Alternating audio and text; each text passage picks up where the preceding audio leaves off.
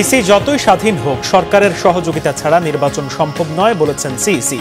আলোচনা চলছে, শিডিউল যথাসময়ে ঘোষণা। রাজধানীর নতুন বাজারে ইউনাইটেড ইন্টারন্যাশনাল ইউনিভার্সিটির শিক্ষার্থীদের সড়ক অবরোধ, পুলিশের লাঠিচার্জ, তীব্র যানজটে ভোগান্তি। দেখছিলেন ক্রাউন সিমেন্ট সংবাদ শিরোনাম, এবারে বিস্তারিত। নির্বাচন আয়োজন সরকারের সহযোগিতা ছাড়া সম্ভব নয়। সরকারের সাথে ফরমাল ও ইনফরমাল আলোচনা চলছে। ভোটের দিনক্ষণ যথাসময়ে জানানো হবে বলে জানালেন প্রধান নির্বাচন কমিশনার এএমএম নাসির উদ্দিন। শনিবার সকালে আগারগাঁও নির্বাচনী প্রশিক্ষণ ভবনে নির্বাচনী আইন ও বিধি সংক্রান্ত দিনব্যাপী প্রশিক্ষণের উদ্বোধন শেষে সাংবাদিকদের প্রশ্নের জবাবে এসব বলেন সিইসি। বলেন, সময় এলেই সরকারের সাথে আলোচনা হবে নির্বাচন নিয়ে।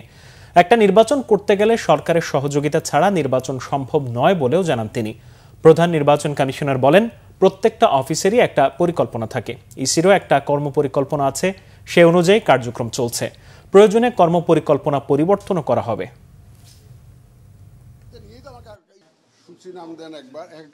আমি রুটম্যাপ বলছি না, এটা আমরা আমাদের একটা কর্ম পরিকল্পনা করছি, সেটা আমাদের ব্যবহারের জন্য, not for sharing with everybody, যে আপনারা সবাই জানুন যে আমরা এইভাবে করছি, সেরকম না। এটা আমাদের নিজস্ব, এটা সংশোধনযোগ্য। আর যদি বলেন যে সরকারের সাথে যোগাযোগ হয়েছে কিনা, সরকারের একটা ইলেকশন করতে গেলে যতই আপনি স্বাধীন বলেন না কেন ইসিকে, সরকার ছাড়া নির্বাচন করা সম্ভব, কারণ সরকারের সহযোগিতা নিয়েই তো আমাকে নির্বাচনটা করতে হবে। রাজধানীর নতুন বাজারে শিক্ষার্থীদের সাথে পুলিশের হাতাহাতির ঘটনা ঘটেছে। ইউনাইটেড ইন্টারন্যাশনাল ইউনিভার্সিটির ২৬ শিক্ষার্থীর বহিষ্কারাদেশ প্রত্যাহারের দাবিতে রাস্তা অবরোধ করলে সংঘর্ষের সৃষ্টি হয়। পরে ৫ দফা দাবি জানিয়ে আবারও রাস্তায় অবস্থান কর্মসূচি চালায় শিক্ষার্থীরা। লাঠিচার্জ আর ধাওয়া পাল্টা ধাওয়ায় উত্তপ্ত হয় রাজধানীর নতুন বাজার সড়ক। রিপোর্ট নাবিল জাহাঙ্গীরের।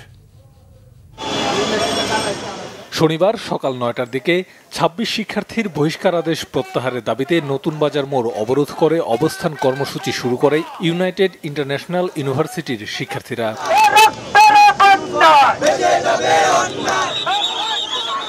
এ সময় পুলিশ তাদের সরিয়ে দিতে চাইলে শুরু হয় ধস্তাধস্তি। পর্যায়ে লাঠিচার্জ ও ধাওয়া পাল্টা ধাওয়ার ঘটনা ঘটে।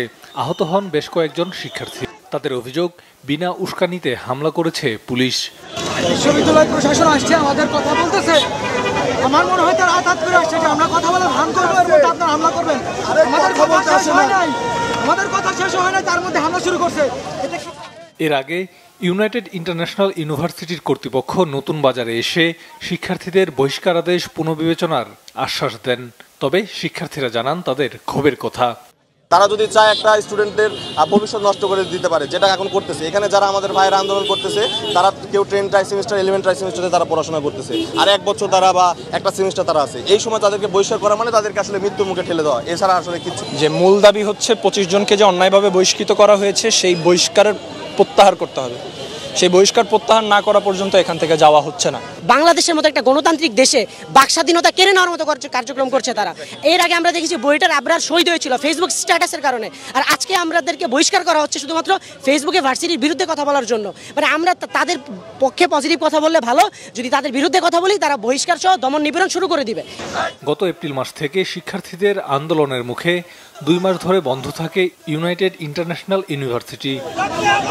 নাবিল জাহাঙ্গীর, বাংলা ভিশন, ঢাকা। দ্রুততম সময়ের মধ্যে নির্বাচন দিয়ে জনগণের ভোটাধিকার ফিরিয়ে দেওয়ার দাবি জানিয়েছেন বিএনপির স্থায়ী কমিটির সদস্য ডাক্তার এজেড.এম জাহিদ হোসেন। জনগণ যাকে দায়িত্ব দেবে, আগামীর বাংলাদেশ তারাই গড়ে তুলবে বলে মন্তব্য করেন তিনি। শনিবার জাতীয় প্রেস ক্লাবে এক আলোচনায় ডাক্তার এজেড.এম জাহিদ হোসেন বলেন, জিয়াউর রহমানকে চাইলেই খাটো করা যাবে না। জিয়া যুদ্ধ করেছেন, ব্যারাকে ফিরে গেছেন, তাকে ডিঙিয়ে আরেকজনকে সেনা প্রধান করা হলো। তিনি শৃঙ্খলা মেনেছেন, তিনি সঠিক সময়ে সঠিক সিদ্ধান্ত নিয়েছিলেন, যেটা অন্যরা পারেননি উল্লেখ করে ডাক্তার জাহিদ বলেন, এজন্য অনেকেরই মন খারাপ। ৭ নভেম্বর জনগণ তাকে দায়িত্ব দিয়েছে, দায়িত্ব পেয়ে তিনি দেশকে এগিয়ে নিতে শুরু করলেন। জনগণ তাকে বিশ্বাস করত, সেটিকে পুঁজি করে তিনি জাতিকে ঐক্যবদ্ধ করেছেন। এই ছিল এখনকার মতো। পরের সংবাদ সন্ধ্যা ৬টায়। এর আগে ৫টায় রয়েছে নিউজ টপ 10 দেখার আমন্ত্রণ রইল। এছাড়া বাংলা ভিশন সংবাদ ও সংবাদ সংশ্লিষ্ট অনুষ্ঠান দেখতে ভিজিট করুন www.bbnews24.com ও facebook.com/banglavisionnews এবং সাবস্ক্রাইব করুন youtube.com/banglavisionnews। ধন্যবাদ।